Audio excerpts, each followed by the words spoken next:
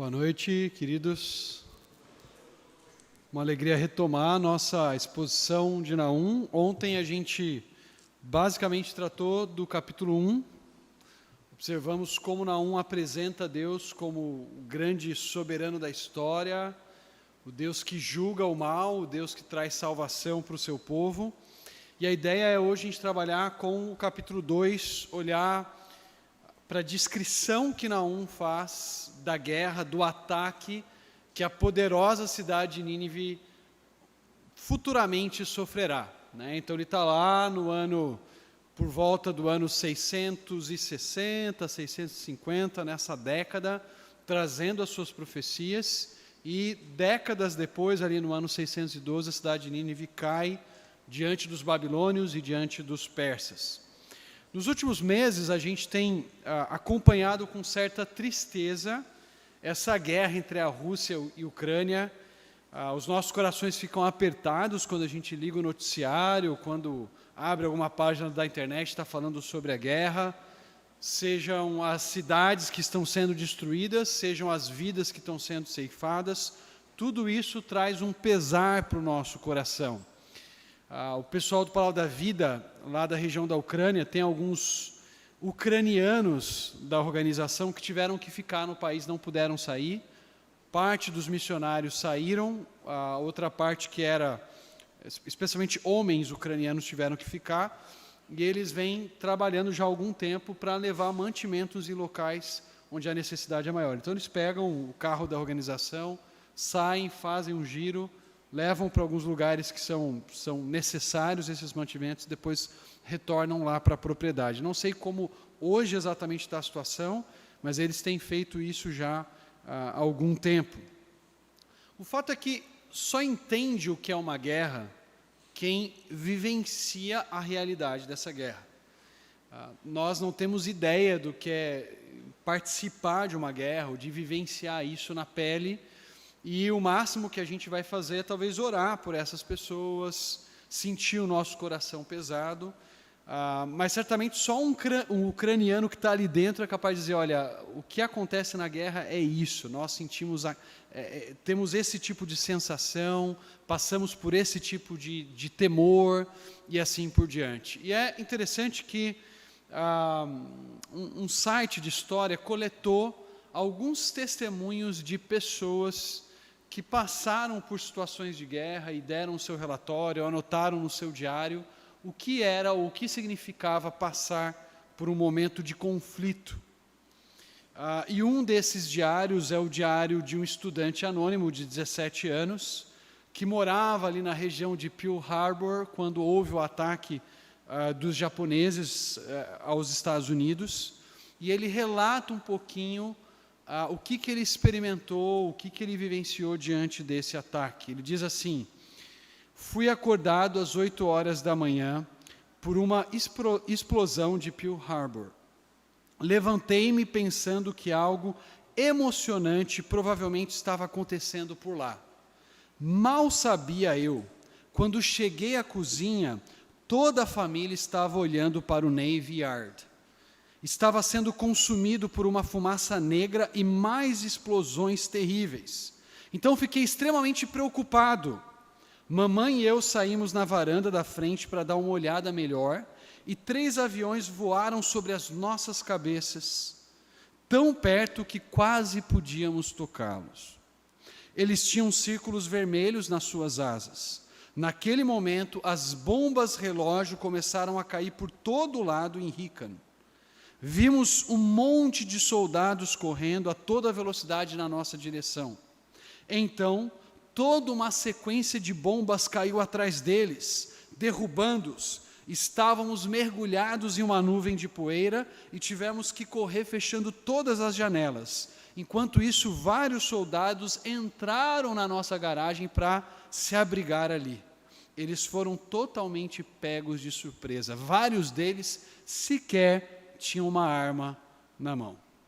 Essa é a descrição de alguém que passou pela Segunda Guerra Mundial, viu o seu país sendo atacado e descreve um pouquinho do horror, do terror que é passar por um conflito militar. O que o profeta Naum faz no capítulo 2 do seu livro é justamente nos trazer para dentro de um cenário de guerra.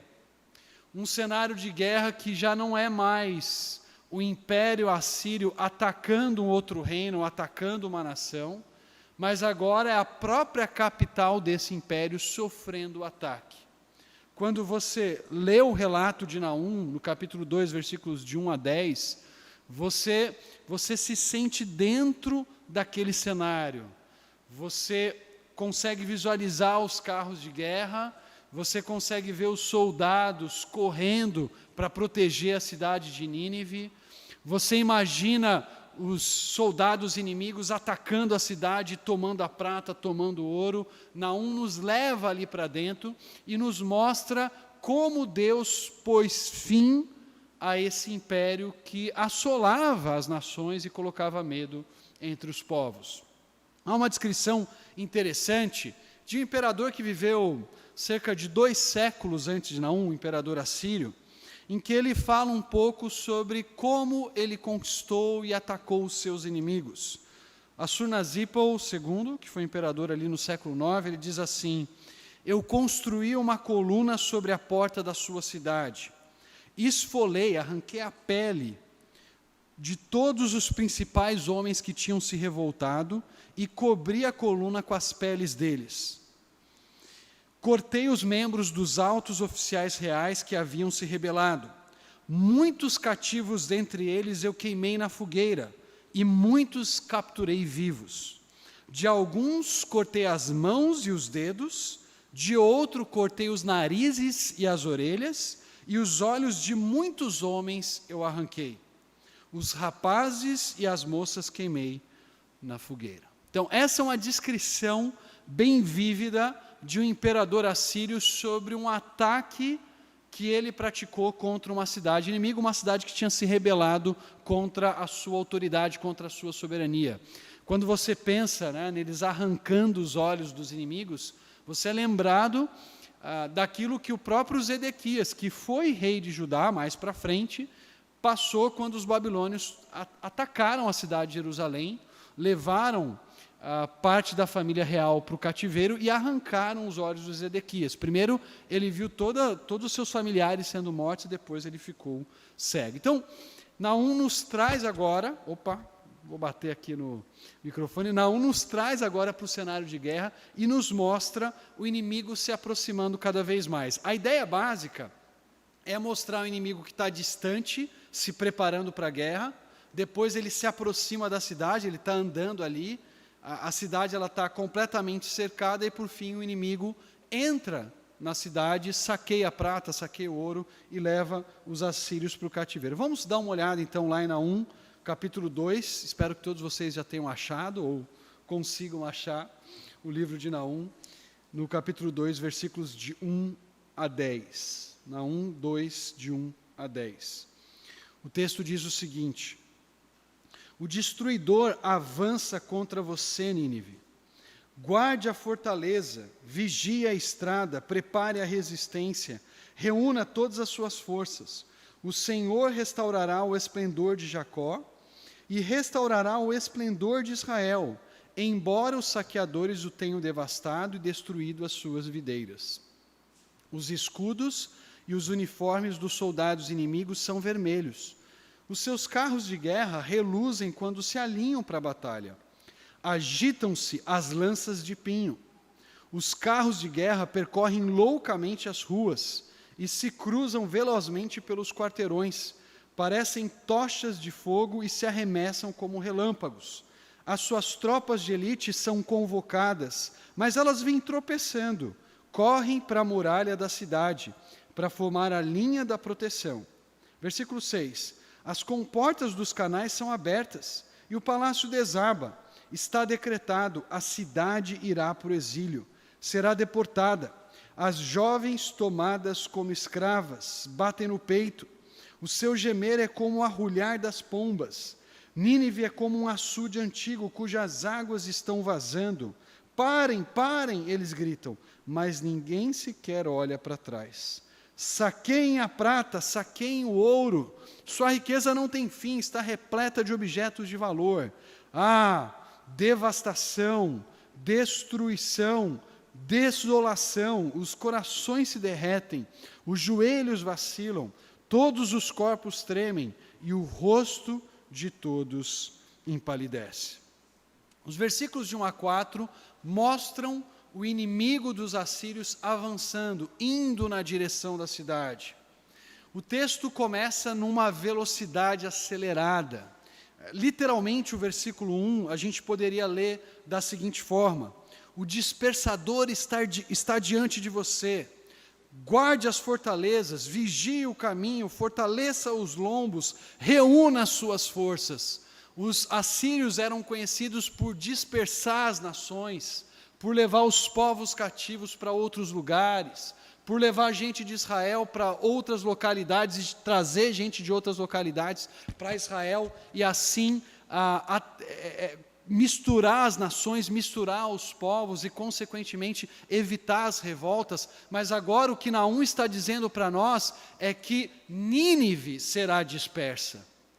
Os assírios não mais dispersarão outros povos, mas eles mesmos serão dispersos para o inimigo que vem para atacar aquela cidade. E nós somos quase que trazidos para dentro daquela situação e acompanhamos o movimento veloz. Guarde a fortaleza, vigie as estradas, fiquem de olho porque os inimigos estão vindo na sua direção. E ao mesmo tempo que Naum olha para essa situação de desastre que está prestes a acontecer com a cidade de Nínive, ele olha para Israel, ele olha para o reino do sul, ele olha para o reino do norte e diz: olha, há esperança, há uma expectativa de restauração, há um anseio forte que o povo tinha no coração e que Deus promete agora restaurar a grandeza e a glória de Israel. Veja, no versículo 2, Naum vai dizer para nós: o Senhor restaurará o esplendor de Jacó, restaurará o esplendor de Israel, embora os saqueadores tenham devastado e destruído as suas videiras. A ideia básica aqui é de uma glória passada, talvez a glória que a nação desfrutou durante os reinados de Davi, o reinado de Salomão, e que essa glória será finalmente trazida de volta. E parece que Naum aqui não está olhando apenas para o reino do sul, não está olhando só para Judá, porque ele vai usar termos que apontam para a nação como um todo. Ele fala de Jacó, ele fala de Israel, e a ideia é que o ataque que Deus está trazendo contra Nínive aponta para um momento futuro, quando Ele vai restaurar a nação de Israel como um todo. Essa palavra aqui, glória ou grandeza, que geralmente é usada para falar de Deus na sua glória, na sua grandeza, na sua majestade, ela também foi usada pelo profeta Isaías antes de Naum, para falar da restauração da glória da cidade de Jerusalém no momento futuro. Lá em Isaías capítulo 60, versículo 15, o profeta diz: de abandonada e odiada, está falando de Jerusalém, de modo que ninguém passava por ti, eu te constituirei glória eterna e alegria de geração em geração.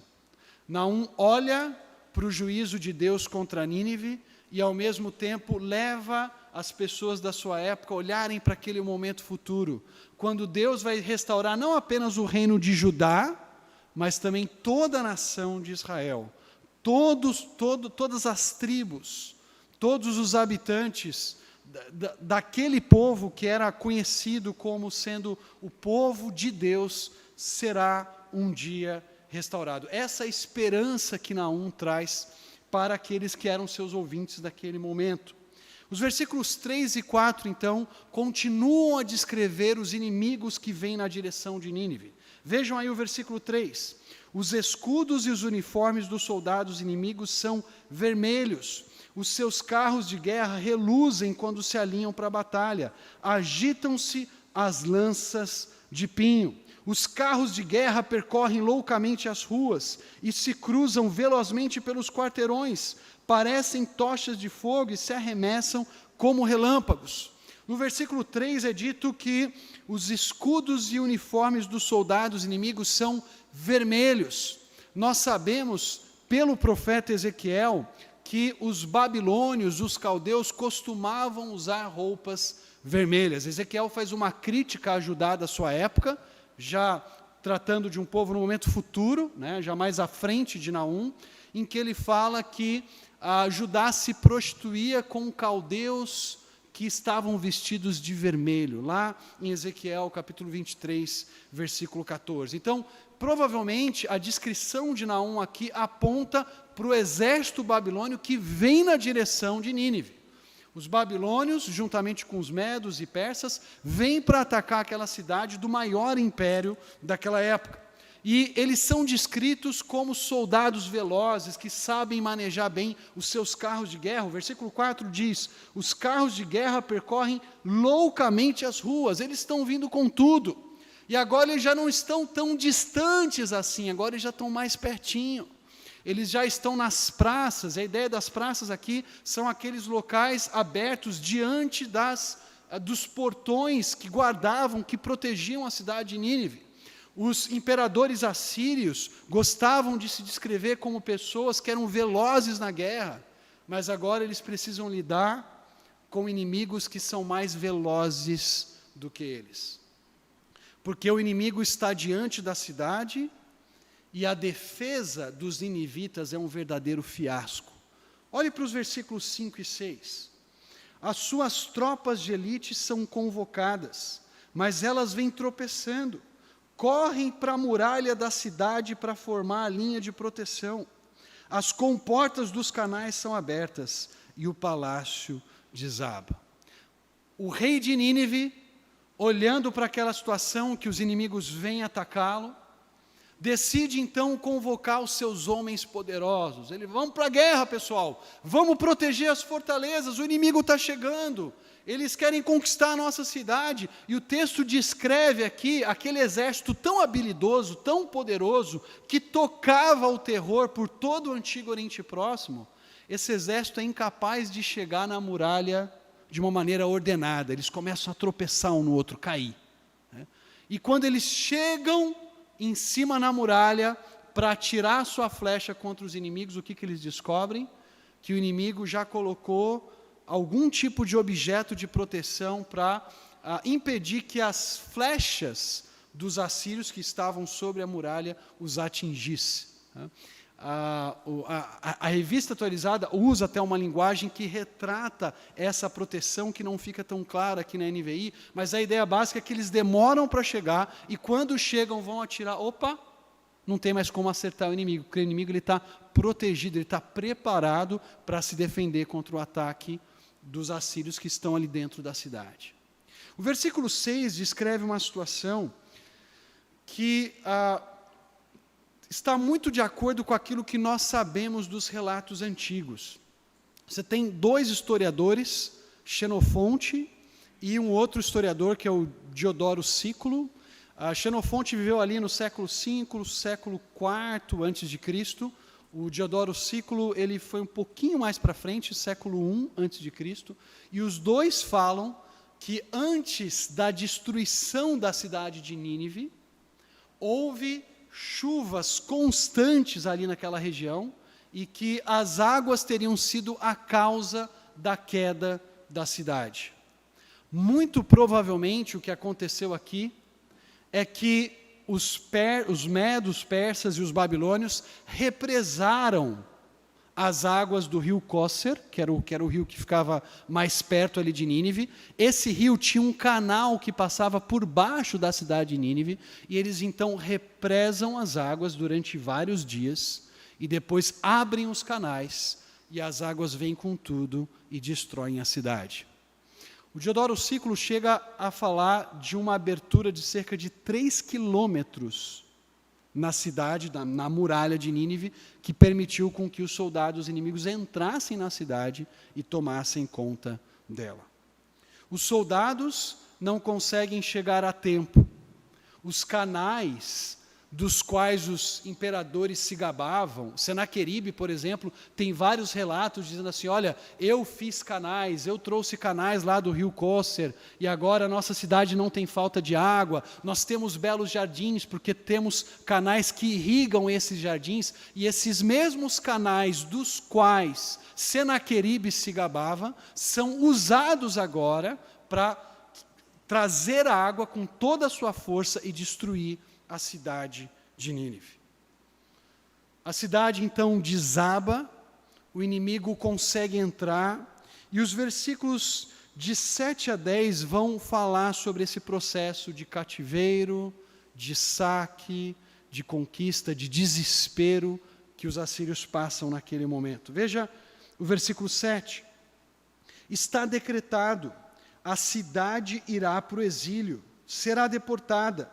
As jovens tomadas como escravas batem no peito, seu gemer é como o arrulhar das pombas, não tem mais volta. Deus já estabeleceu que a cidade de Nínive será levada para o cativeiro, não tem como fugir, não tem como escapar. Quando Deus decide que algo vai acontecer, isso vai acontecer, e por mais que os seres humanos tentem dar o seu jeito para escapar das mãos de Deus, isso é impossível. Nós somos lembrados, por exemplo, daquela situação em que Acabe vai para a guerra com Josafá, e ele tenta ali se disfarçar para não morrer na guerra. Ele se veste como se fosse um soldado comum, e os inimigos vão na direção de Josafá e descobrem que não é o Acabe que eles estavam procurando, e recuam, até que um soldado atira uma flecha do nada, e essa flecha acerta uma abertura da armadura de Acabe, e naquele momento Acabe morre na guerra. Acabe estava tentando evitar o cumprimento de uma profecia que ele mesmo havia recebido, de que ele não voltaria em segurança da batalha. Mas ele não conseguiu evitar o propósito de Deus, aquilo que Deus já havia determinado, já tinha estabelecido para Israel e para a própria vida dele. A mesma coisa acontece com os assírios aqui. Por mais que eles tentem, por mais que eles se preparem, por mais que eles convoquem os soldados, aquilo que Deus já determinou para Nínive vai acontecer. E as jovens escravas daquela cidade, ao verem Nínive sendo tomada, conquistada, elas começam a bater no peito num gesto de lamento, num gesto de desespero. Elas começam a gemer. E o versículo 8 diz para nós, Nínive é como um açude antigo, cujas águas estão vazando. Parem, parem, eles gritam, mas ninguém sequer olha para trás. Versículo 9, saqueiem a prata, saqueiem o ouro, sua riqueza não tem fim. Aquela cidade que se gabava dos seus açudes e dos seus canais, agora está sendo destruída. Alguém grita para as pessoas, parem, esperem, mas ninguém tem a coragem de olhar para trás, porque precisa dar no pé, precisa correr. Os inimigos estão entrando na cidade. E os assírios, que gostavam de contabilizar o tanto de coisas que eles haviam tomado dos seus inimigos, agora vem toda a sua riqueza, todo o seu tesouro sendo levado embora. Naum usa um jogo de palavras no versículo 10 para descrever a destruição que a cidade passa. A NVI colocou da seguinte forma o versículo 10, devastação, destruição, desolação, justamente para refletir a ideia do hebraico, que tem uma espécie de assonância aqui, uma repetição de sons. O hebraico diz literalmente, buká, uma vuká, uma vulaká. A ideia é, está tudo acabado, está tudo dominado. Destruição, devastação, desolação. E veja a descrição das pessoas que estão passando por essa destruição, na segunda metade do versículo 10. Os corações se derretem, os joelhos vacilam, todos os corpos tremem e o rosto de todos empalidece. O povo que gostava de causar terror, agora está completamente aterrorizado. Os rostos assírios estão pálidos. Os joelhos dos assírios tremem na base. Ninguém acredita no que está vendo, no que está acontecendo. E Naum, como Calvino vai afirmar muito bem, faz questão de trazer essa riqueza de detalhes, porque esse tipo de ataque contra Nínive pareceria completamente improvável para os judaítas da sua época. Provavelmente, se Naum simplesmente dissesse para as pessoas da sua época, gente, Nínive vai ser conquistado, o pessoal fala, não é possível. E Naum, então, faz questão de descrever nesses mínimos detalhes e nos transportar para a guerra e falar, sim, Deus julgará o mal. Deus trará fim aos assírios. Deus trará um exército que atacará essa cidade, que vai saquear essa cidade, que vai levar pessoas cativas. E os ninivitas ficarão sem reação, serão tomados de pavor e de medo. E quando nós olhamos para um texto desse e pensamos na aplicação de uma passagem como essa, a nossa primeira pergunta é, será que Deus ainda realiza juízo ou julga os povos pela sua maldade na história, como fez no passado, como fez na época de Israel? E nós podemos responder a essa pergunta positivamente, sim, Deus continua julgando o mal. Deus continua exercendo o seu juízo contra a injustiça. Nós vemos Deus exercendo esse juízo de um modo espiritual. Quando nós olhamos para o Novo Testamento, por exemplo, a nossa luta como povo de Deus não é mais retratada em termos políticos, militares, mas ela é retratada no âmbito espiritual. Paulo vai dizer, inclusive, em Efésios capítulo 6, versículos 12 e 13, que a nossa luta não é contra carne nem sangue, mas contra os principados e potestades, contra os dominadores deste mundo tenebroso. Então, num certo sentido, Deus continua na história, julgando o ímpio, e nós nos encontramos numa batalha contra o mal. Paulo vai retratar a morte de Jesus na cruz do Calvário como uma vitória contra os inimigos espirituais do povo de Deus. Lá em Colossenses 2, 14 e 15, se você quiser abrir a sua Bíblia e me acompanhar, Paulo diz o seguinte, que Deus em Cristo cancelou a escrita de dívida que consistia em ordenanças e que nos era contrária. Ele a removeu pregando-a na cruz e tendo despojado os poderes e as autoridades, fez deles um espetáculo público, triunfando sobre eles na cruz. A morte de Jesus no Calvário é retratada como uma batalha, em que Deus, em Cristo, por meio da sua morte, derrota os inimigos do povo de Deus, essas autoridades e esses poderes desse mundo tenebroso contra os quais nós lutamos. Então, Deus na história, em Cristo Jesus, vence os inimigos do povo de Deus. João também vai retratar a morte de Jesus como o exercício do juízo de Deus contra o pecado humano. Então, em vez de nós recebermos o juízo de Deus diretamente contra nós, porque nós somos naturalmente ímpios, somos naturalmente pecadores, Paulo vai dizer isso lá em Romanos capítulo 5, quando nós éramos ímpios, quando nós éramos inimigos de Deus, Deus envia o seu Filho para morrer por nós, pelos nossos pecados. E João vai usar uma linguagem que é a linguagem da propiciação.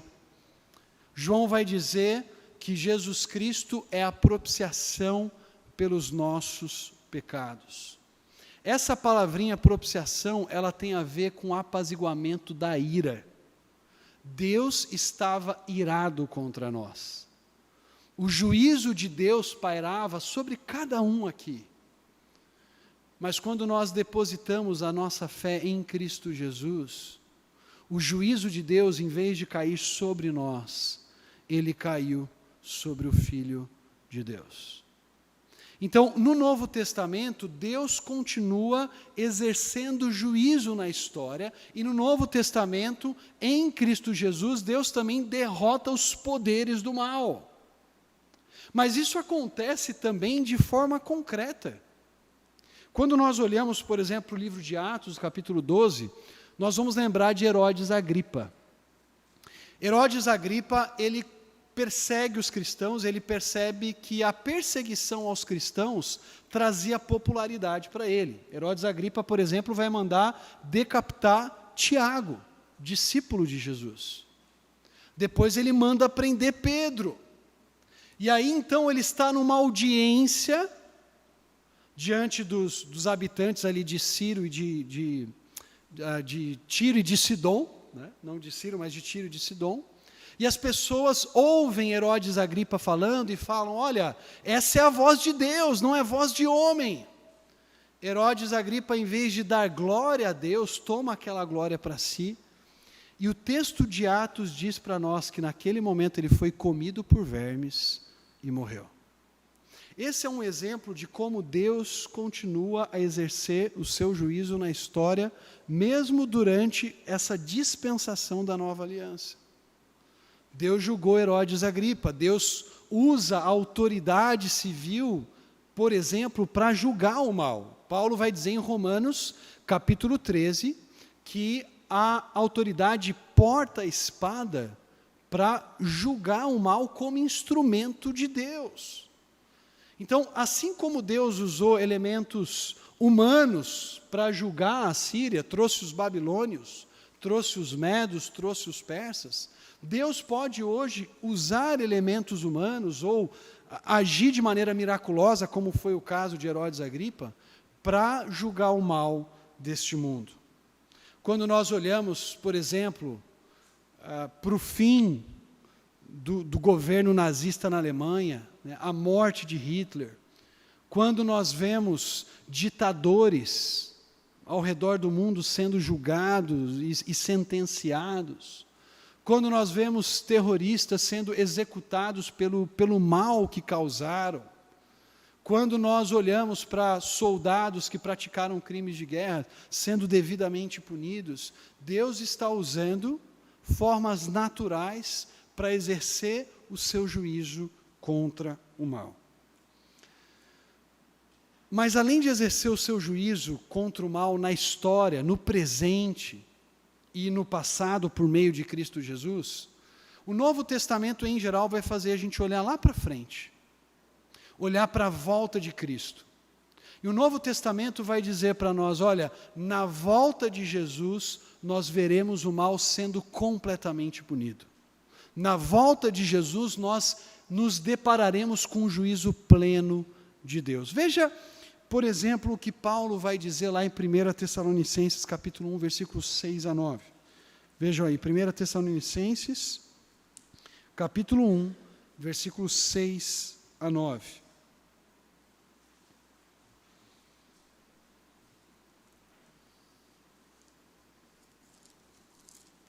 Estou com...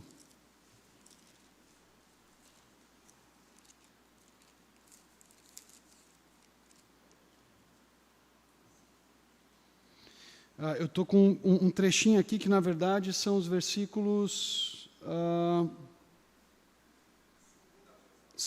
Tessalonicenses, isso, claro. Aí facilitou. Isso, de 6 a 9 mesmo. Eu estou com o trecho todo aqui diante de mim. Vamos ler? É justo da parte de Deus retribuir com tribulação aos que lhe causam tribulação, e dar alívio a vocês que estão sendo atribulados, e a nós também. Isso acontecerá quando o Senhor Jesus for revelado lá do céu, com os seus santos anjos poderosos, em meio a chamas flamejantes. Ele punirá os que não conhecem a Deus e os que não obedecem ao Evangelho de nosso Senhor Jesus. Eles sofrerão a pena de destruição eterna, a separação da presença do Senhor e da majestade do seu poder. Paulo está dizendo: existem pessoas que se opõem ao povo de Deus. Existe gente ímpia que não quer saber de Deus e que persegue aqueles que servem ao Senhor. E Paulo diz para os Tessalonicenses: esperem, aguardem. Lá na frente, na vinda do Senhor Jesus, Ele julgará plenamente os ímpios. Essa é a esperança, por exemplo, que os mártires, lá no livro de Apocalipse, no capítulo 6, recebem, quando eles chegam diante de Deus e perguntam: Senhor, até quando o Senhor vai esperar para julgar o sangue dos teus servos? E é dito para eles que esperassem um pouquinho mais. Quando nós chegamos no final do livro de Apocalipse, nós nos deparamos com uma cena. Lá em Apocalipse 18, a grande Babilônia, que representa todo esse sistema mundano contrário a Deus, é finalmente julgada. O texto de Apocalipse vai dizer: caiu, a grande Babilônia caiu, aquela que perseguia o povo de Deus. E depois dessa descrição da queda da grande Babilônia, nós nos deparamos no capítulo 19 de Apocalipse com o Senhor Jesus, descrito como um guerreiro, como alguém que vem para lutar contra os inimigos do povo de Deus e finalmente trazer justiça final para a nossa história. Quando Jesus vier para reinar, o texto de Apocalipse e outras passagens do Antigo Testamento falam do exercício de juízo contra o povo de Deus e de uma subsequente era de paz, onde os homens vão trocar as suas armas por arados, onde os homens vão deixar de fazer guerra e experimentarão a paz no reino do Messias. Pedro vai nos lembrar também que todos nós esperamos novos céus e nova terra, esses novos céus e nova terra que virão depois desse reinado histórico do Messias, e Pedro vai dizer que nesses novos céus e nova terra habitará a justiça. O mal já não mais existirá, ele será completamente julgado. Conta essa história de que Horace Gray, um antigo juiz da Suprema Corte Americana, estava diante de um homem que ele sabia que esse homem era culpado, mas por causa de uma questão técnica aquele homem conseguiu escapar da condenação. E Horace Gray olhou para aquele homem e disse o seguinte para ele: eu sei que você é culpado, você também sabe disso. Espero que você se lembre que um dia estará diante de um juiz melhor e mais sábio do que eu. E quando você estiver diante desse juiz, você não será mais julgado de acordo com a lei, mas de acordo com a justiça perfeita.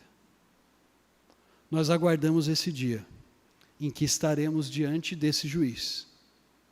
E se confiarmos nesse juiz como nosso Salvador, nós nos encontraremos com ele não mais como culpados e condenados, mas como filhos de Deus amados, que estarão para sempre na presença do Cordeiro. Porém, se resistirmos a esse Deus, quando nos depararmos diante dele, não temos outra coisa senão esperar a condenação e o juízo. Vamos orar? Pai querido, reconhecemos que somos imperfeitos pecadores, mas te agradecemos porque em Cristo Jesus nós temos a tua ira completamente satisfeita nele. E em vez de recebermos o teu juízo e a tua condenação, agora podemos experimentar do teu perdão. Ao mesmo tempo, Pai, nós ansiamos por aquele momento em que a justiça vai ser completa.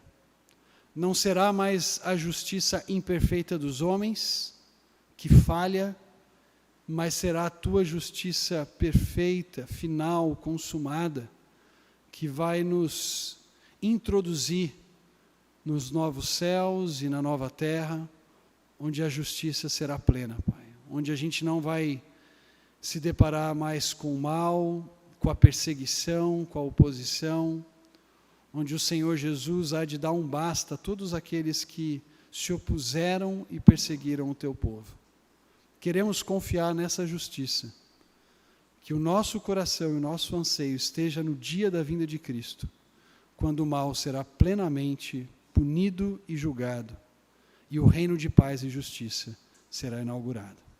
É o que nós oramos no nome de Jesus. Amém.